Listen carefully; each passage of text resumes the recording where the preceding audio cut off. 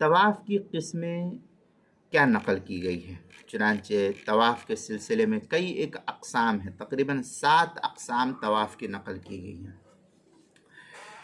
طواف تحیہ یعنی مسجد حرام میں جب بھی داخل ہو تو بیت اللہ شریف کے اعجاز میں یہ طواف مستحب ہے، خواہ داخل ہونے والا محرم ہو یا غیر محرم، مکی ہو یا آفاقی، سب کے لیے ہی حکم ہے۔ چنانچہ اس سلسلے میں غنیۃ الناسک کے اندر ہے وَهُوَ مُسْتَحَبُّ لِكُلِّ مَنْ دَخَلَ الْمَسْجِدِ مُحْرِمًا كَانَ أَوْ حَلَالًا۔ غنیۃ الناسک صفحہ 109، مناسک ملا علی قاری صفحہ 143، شرح نقایہ صفحہ نمبر 194، الموسوعۃ الفقہیہ جلد نمبر 29 صفحہ نمبر 123، البحر الرائق جلد نمبر 2 صفحہ نمبر 573 پر اس کو نقل کیا۔ یہ طواف کی ایک صورت تھی۔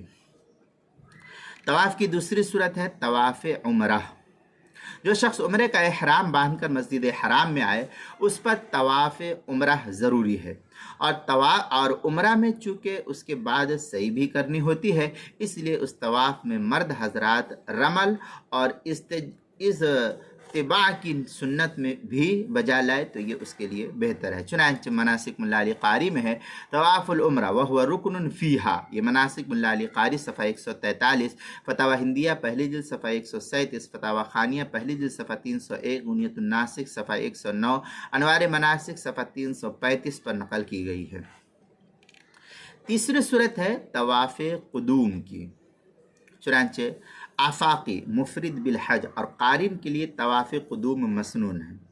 مفرد بالحج یعنی مکہ معظمہ آتے ہی پہلے طواف قدوم کرے، اور قارن شخص عمرہ کا طواف اور سعی کرنے کے بعد طواف قدوم کرے گا، اور اس طواف کا وقت مکہ معظمہ میں داخلے سے لے کر وقوف عرفہ تک رہتا ہے، اس کے بعد یہ ختم ہو جاتا ہے۔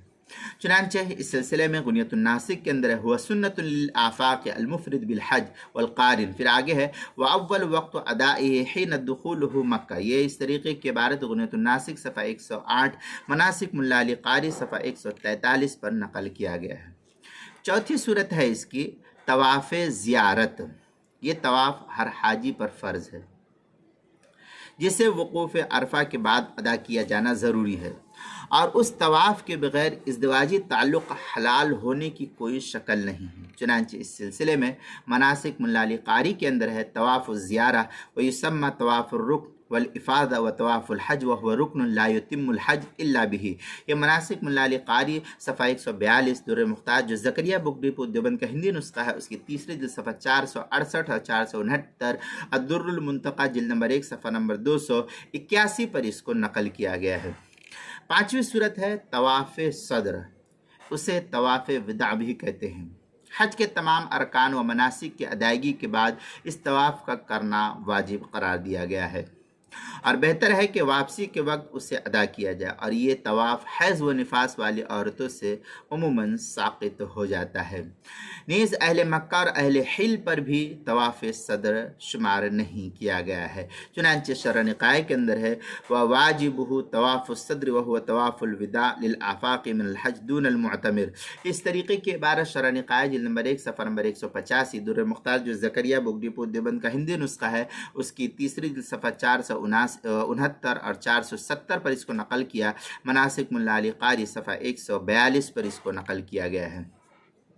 چھٹی صورت ہے طواف نظر۔ اگر کسی شخص نے طواف کی نظر مان لی ہو تو اس کے حسب شرائط ادائیگی واجب ہو جاتی ہے۔ چنانچہ مناسک ملا علی قاری میں ہے طواف النظری وہو واجب، مناسک ملا علی قاری صفحہ 143، الموسوعۃ الفقہیہ جلد نمبر 29 صفحہ نمبر 123 پر اس کو نقل کیا ہے۔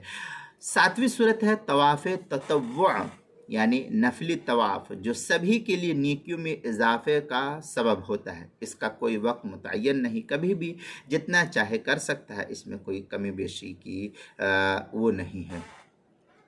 چنانچہ مناسک ملا علی قاری میں ہے السابع طواف التطوع ای النافلہ وهو لا يختص بزمان دون زمان، یہ مناسک ملا علی قاری صفحہ 143 پر اس کو نقل کیا ہے۔ یہ 7 قسمیں جو ہے بیان کی گئی ہے طواف کے سلسلے میں، چنانچہ یہ تفصیلی بحث کتاب المسائل کی 3 جلد صفحہ 233 اور صفحہ نمبر 234 پر جو ہے اس کو نقل کیا ہے۔ عنوان ہے طواف کی قسمیں۔